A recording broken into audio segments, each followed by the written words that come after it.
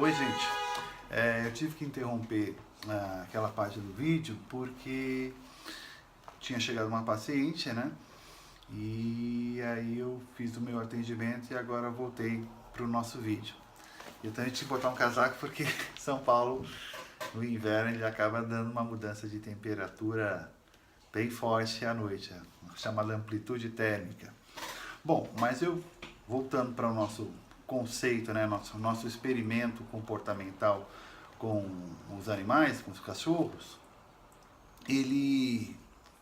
o animal, o que acontecia? Ele começou a ficar, ele teve uma dinâmica de aprendizagem em relação ao sistema de estímulos e respostas, né? Então, quando ele percebia que a luz acendia, ele corria para outra sala, porque ele sabia, era entendido que se ele continuasse naquela gaiola, ia acionar um barulho e após o barulho imediatamente ele teria um choque.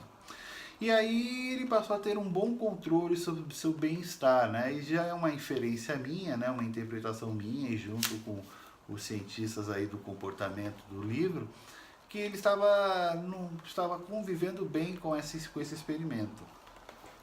Só que aí o que eles resolveram fazer? Eles resolveram mudar tudo. Então, de repente, ele recebia choque sem nenhum aviso, ou então ele acendia a luz, dava o barulho e não dava choque, ou então dava choque numa gaiola e ia para outra, estava tendo choque também. Quer dizer, fizeram uma mistureba, né? Entre os sinais, entre a luz, entre o barulho, o choque, que o animal ele passou a não mais reagir diante dos estímulos que ocorriam. Ele passou a não mais reagir diante da luz, ele não mais reagia diante do barulho e o que é pior, ele não reagia mais diante do choque, ao ponto de que eles aumentaram a intensidade do choque numa condição de considerável desconforto e o animal ficou lá prostrado, deitado no chão, né? E aí a partir disso eles entenderam que o animal aprendeu o estado de desamparo. Então, qual é a conclusão? E aí eles passaram a fazer esse experimento com seres humanos, né? Não necessariamente com choques, né? Mas com elementos de desconforto, como o barulho, né? Então, em determinados momentos, alguns comportamentos em que o homem emitia, ele evitava o barulho desagradável no ambiente.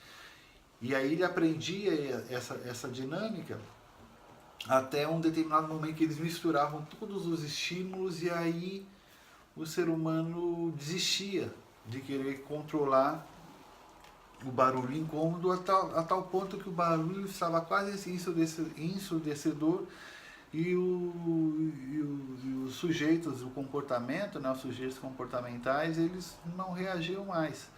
Então, o Martin Seligman diz que esse estado em que o indivíduo se vê, em que não importa o que ele faça ou deixe de fazer, ele não vai conseguir ter um retorno esperado ou adequado, ele condiciona a esse estado de desamparo, né? Então, desamparo é a condição que o indivíduo tem em que ele não consegue, ele acredita que não importa o que ele faça ou deixe de fazer, o que vai acontecer com ele não depende da sua ação, né?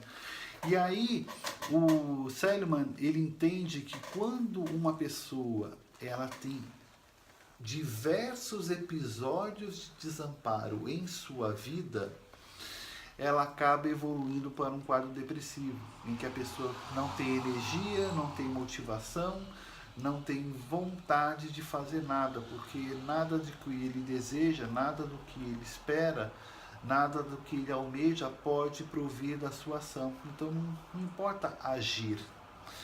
Então, o que é importante da gente entender desse conceito é que se a gente pode aprender, né, através das nossas experiências, esse quadro de desamparo, né, significa que a gente pode caminhar para um outro aprendizado, para um aprendizado oposto. Ou seja, nutrir nossas ações através de comportamentos que nós possamos controlar. Qual que é a grande armadilha que a gente acaba fazendo? A gente acaba nos colocando em situações em que a gente não tem o controle. Quando a gente entra numa relação e acredita que pode controlar o comportamento do outro através das nossas ações, a gente está armando uma armadilha para nós mesmos. A gente está armando uma armadilha para si mesmo.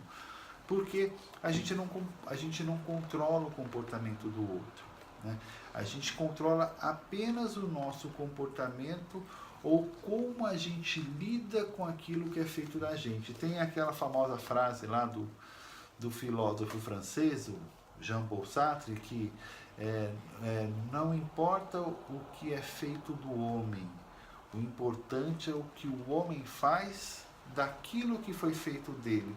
Porque o que foi feito, as variáveis independentes, né, as ações externas a gente não tem como controlar. A gente não tem como controlar o tempo, a gente não tem como controlar o trânsito, a gente não tem como controlar as pessoas ao nosso redor. Agora, como a gente vai reagir a essas ações, ou como a gente pode antecipar algumas delas, isso depende da gente. Então, a grande dica em relação o seu próprio enfrentamento, né, diante de situações de desamparo, é cada vez mais você focar naquilo que lhe te dá interesse, naquilo que te dá vontade, naquilo que te dá prazer, naquilo que lhe faz bem. Por exemplo, como é que a gente pode fortalecer o nosso controle sobre as coisas ao nosso redor? Em pequenos comportamentos, né? De repente, sabe quando a pessoa se acostuma tanto a não ligar para o que é importante para si? Vamos sair para onde? Tanto faz, o que você quiser. Não, dê a sua opinião. Vamos ver que filme? Qualquer um vê o que você quer. Não, escolha um filme. A comida, vá atrás daquilo que te dá prazer para comer, né? Mas assim, mas Alexandre, isso não tem nada a ver com a dor que eu estou sentindo. Ok, mas quanto mais você começar a dar atenção ao seu desejo, quanto mais você tiver atenção à sua vontade, é como se o seu cérebro voltasse a acreditar que ele tem, a sua mente, né? Voltasse a acreditar que ela tem voz. Porque a gente muitas vezes acaba no desejo de agradar ao outro, de ser aceito pelo outro, as pessoas acabam fazendo a vontade do outro, né? Num movimento de sedução, né?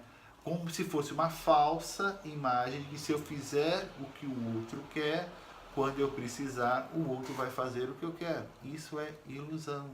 O outro vai fazer o que der na telha dele. Se eu ajudo uma pessoa, não é porque eu estou ajudando essa pessoa que quando eu precisar ela vai me ajudar. Não, eu ajudo essa pessoa porque eu tenho que entender que me agrada poder fazer o bem para o outro. Ponto. Agora, se eu dependo que o outro vá me ajudar quando eu precisar, eu estou caindo numa grande armadilha. Então, se você deseja ter controle sobre as coisas que possam acontecer com você, é preciso você centrar essa expectativa em cima das suas próprias ações. Né? E mesmo assim, não necessariamente porque você programa as coisas que você possa fazer, que de fato vão ocorrer essas coisas. Mas mesmo assim, quando isso ocorre, você ainda está no controle. Vou dar um exemplo. Vamos imaginar que amanhã eu tenho a minha agenda toda programada, né? Então, eu tenho programado o que eu vou fazer às 7, às 8, às 9, às 10, enfim, está tudo programado. dentro da minha cabeça, então eu estou no controle, né? Então eu estou fazendo aquilo que eu tive intenção de fazer, eu escolhi, eu determinei e tudo mais. Então eu estou poderoso, eu estou fortalecido. Só que chega amanhã e acontece uma coisa que eu não esperava. E assim, e agora? Acabou todo o meu controle? Eu falei assim, não. De fato eu não controlo todas as coisas no universo, mas a minha agenda quem controla sou eu. Então aconteceu alguma situação inesperada, naquele horário que eu tinha algo programado, quem vai decidir o que eu vou fazer com aquilo? Sou eu. Eu vou decidir quando que eu vou colocar, se eu vou adiar para o mesmo dia, se eu vou adiar para o dia seguinte, ou se eu vou desistir de fazer aquela coisa. Mas ainda assim, quem controla o meu comportamento sou eu. Agora, se você não tem nada escolhido, se você não tem nada programado para si, o que que acontece? Você fica à mercê dos acontecimentos externos. E não necessariamente as coisas que são de fora, não necessariamente as coisas que são do outro, desculpa, são as coisas que fazem bem para você. A pessoa mais capacitada para saber o que é melhor para você é você. Por quê? Porque quem vai sentir as ações do seu comportamento é você mesmo. Então, para fechar então essa ideia de como a gente pode enfrentar a depressão, eu queria basicamente me focar na ideia do tratamento medicamentoso, principalmente no caso das depressões mais graves, né, que implica em alguma disfunção química, orgânica. Na psicoterapia, principalmente nos casos mais leves, ela por si só já dá conta, mas nos casos da depressão média e grave, a melhor terapêutica é a psicoterapia e o acompanhamento medicamentoso com o psiquiatra, certo? E no caso de a gente combater os efeitos dessas ações, né, da depressão exógena, né, daquela depressão de um quadro depressivo que pode ocorrer por fatores externos, quando não há um fator específico traumático em si, a gente pode prevenir fortalecendo o nosso controle sobre as ações daquilo que nos tem, em relação à nossa assertividade, ou seja, fortalecendo as ações em relação àquilo que a gente deseja fazer ou que a gente deseja expressar, né? E a gente pode trabalhar isso caso a gente se encontre numa situação que eu me acostumei tanto a fazer aquilo que o outro quer, a fazer o que os outros mandam ou determinam, que eu já nem sei mais o que eu quero. Às vezes é comum a gente ouvir esse tipo de afirmação. Eu não sei para onde eu vou, eu não sei que caminho seguir, eu não sei mais o que eu tenho vontade. Parece que a pessoa se distanciou, se desconectou tanto de si que qualquer coisa vale. Esse é um quadro que a gente chama de desamparo. Para mim tanto faz, o que for, o que não for, tanto fez, né? Então, se apegue em questões do cotidiano, né? Não tente fazer uma mudança radical, que isso é quase como uma sabotagem, né? Você não entrou nesse quadro de desamparo ou de uma hora para outra, foi em pequenas doses. Não necessariamente você vai precisar de todo esse tempo para se recuperar, mas para começar a retornar, comece com pequenas doses também, né? Um exemplo que eu gosto de dar é assim: você passou meses e meses sem arrumar o seu armário. Não pense que numa tarde só você vai dizer, não, hoje eu vou mudar minha vida, então hoje esse armário vai ficar pronto. Não, você não vai arrumar tudo na sua tarde. Você deixou um mês todo desarrumado esse armário.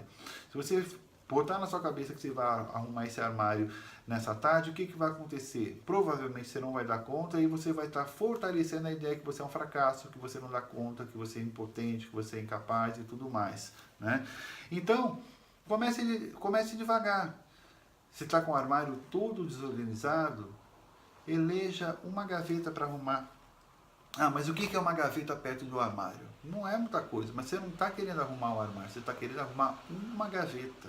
Só isso, uma gaveta você dá conta nessa tarde? Só uma gaveta. Uma gaveta dá conta. E aí quando você chegar no final da sua atividade, não olhe para o armário. Você vai olhar para o armário está bagunçado, mas você não se programou, você não se comprometeu a arrumar o armário, você se comprometeu a arrumar aquela gaveta, e aquela gaveta está arrumada. Então, você cumpriu com a sua promessa, você cumpriu com a sua determinação, você cumpriu a sua tarefa, né? Então, você se sai fortalecido com essas pegadas. Ah, mas só isso tá bom, só isso tá bom. Porque amanhã você vai arrumar uma outra gaveta. Aquela gaveta anterior você não precisa arrumar, porque já vai estar arrumado. Então é outra gaveta que você vai se comprometer. E no outro dia, a outra gaveta. E vai chegar uma hora que você vai ver o seu armário está todo arrumado. E não foi de uma hora para outra, foi aos poucos. E você cada vez mais se se sentindo fortalecido, mais confiante, mais determinado para enfrentar os desafios. Os desafios eles vão estar sempre aí no dia a dia, não são os desafios que te levam à infelicidade, à tristeza e à insatisfação. O que te leva a tudo isso é a falta de habilidade em lidar com os desafios. Você sempre vai estar tendo desafios. Viver é um desafio, né? Então, atente-se a isso.